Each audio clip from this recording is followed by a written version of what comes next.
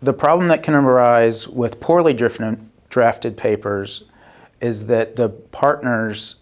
won't have a way out of being partners. And so one of the most important pieces of that paperwork is to describe clearly and simply how the partners are going to separate if that issue comes up down the road. What we run into in poorly drafted papers is the partners are stuck, handcuffed to each other until one or the other or the court makes a decision on how they're going to split. We had a client early in our practice who was separated from his company, and the company tried to take back his shares in the company as part owner.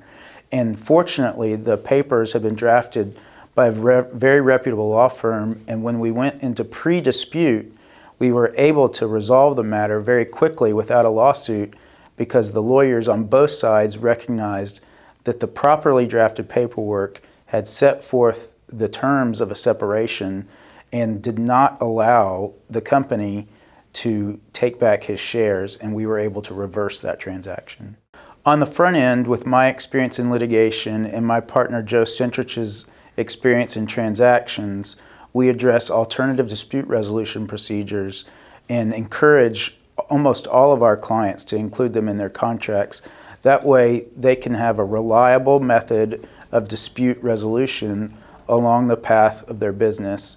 Of course, you can't anticipate every risk, but when you address it on the front end in your paperwork, you can reduce the amount of time, headache, and heartache that the business owner has to go through. I would say that every so often the business owner needs to audit their own agreements and contracts, and we help clients either start from scratch or take their existing materials and get them up to speed, up to current formats, and with